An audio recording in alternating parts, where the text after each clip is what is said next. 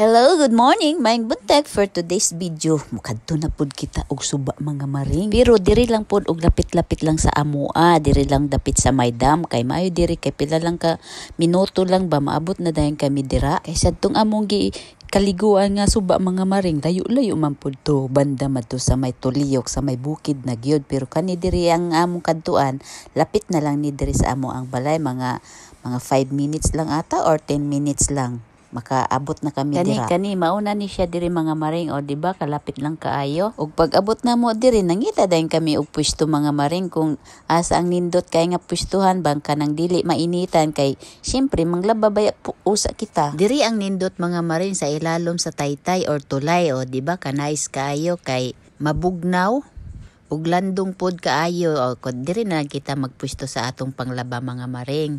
Sa sobrang lawak kaayo mga maring daw hunasan pud ba? Daw hunasan pud siya nga dawalin ka sa dagat nanginha sa sobrang kalapad guys ang ilang suba. Makadumdum na pud ko ka paring Marlon nga mauna pud ang ining iyang gipamuha sa ako nga malawak nga daw kuno ang ilang suba diri mga maring, kahit nga maski nalabayon kuno nimo og bato dito sa pikas nga kuan pa mga rem nga dra banda ba dili gid kuno makaabot kuno ang imo gilabay nga bato, dira lang gyapon kuno tunga-tunga lang kuno kay sa sobra kuno ka lapad lagi nga iyang gisulti sa ako. Ay lapad man gyud di ay dire mga maring, o kay maski na dire pakpud kita og magsugba, mag-barbecue ba pod or magdiskuhanay siguro dres kilid, pwede pod gyapon mga maring, okay sa sobrang lawak na kay dres kilid mga maring oy.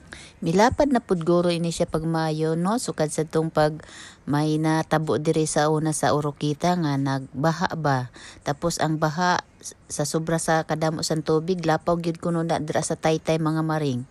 Tapos ang merkado dira mga maring kay lapit man pod sa dagat.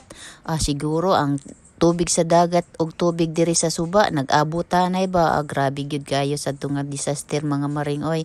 Ang mga negosyante ato kadamo gyud kayo og lugi ato sa ilaha. Kaluoy lagi kay nila mga maring, hasta siguro karon for how many years na siguro ay wala pa gyapon sila naka-recover ato mga maring sang ilang nga nalugi nila nga negosyo, kay siyempre napawan na ba ang ilang mga tinda ug mga tindahan nila, mga stocks kadaghan sa to nga mga stocks ang ilang nga naapawan lagi sa tubig lagi mga maring. Ang namaligya og bugas, siyempre ang mga bugas, mga basa, ang mga ligya og feeds, mga grocery, o di ba mga lapawan lagi ang ilang nga mga kon lagi tindahan mga maring tungod lagi sa tong baha lagi diri. Unya kay nagutom naman pud ang mga labandera mga maring, mabuti na lang kay naka balon pud kami og spaghetti lang pud ba para pang merienda lang go diri sa amo kay para may kaon-kaonon lang pud kami diri mga maring, para makabanding-banding lang pud ba kita sa aton nga mga pamilya diri sa Pilipinas. Kay sa susunod di na pud naton mahibaw-an, dugay-dugay na pud kita diri makabalik ba.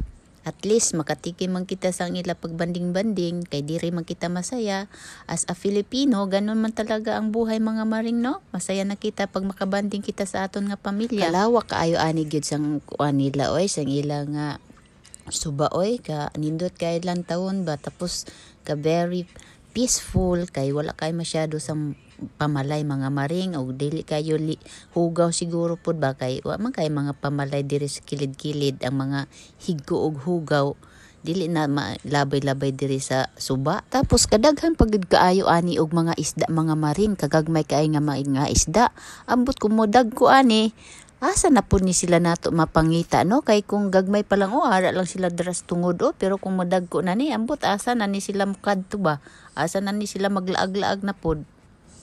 Unya gitry pod nako ang akong tiil mga maring, kay baka Dr. Fish pod ni sila, baka nang Dr. Fish nga mga isda nga mo kiliti sila sa imo mga kibul-kibul dira sa imo nga paa, pero dili man pod sila di ay mo kaon sa akong tiil mga maring, mo dalagan mahinuan sila or mo takbo. Iba pod guro ito sila nga isda mga maring. Kalawa kay diri sa ilalom sang tulay mga maring, o pwede kita diri makapangbayli, pwede pod magkaraoke, pwede ka barbecue, o di ba kalawak pa kaayo sang space, pwede pa kaayo diri. Tapos may naapod sila diri og cottage kung gusto nimo mag-cottage, pero dili na lang oy para makatipid kita, ari lang kita sa ilalom diri sa tulay. Butang pagkatapos na mo og laba mga maring, ni uli na lang dayon mi mga maring, kay wala na lang kami nangaligo kay naglubog naman pud ang tubig mga maring base sa dito sa bukid-bukid ba sa layo-layo sa bukid nag-ulan siguro mauna nang ang tubig mi lapok naman mi itom naman ang tubig kaya wala na kami naligo dyan mga maring, umuwi na lang kami sa bahay. And that's all for today. Thank you for watching. Bye bye.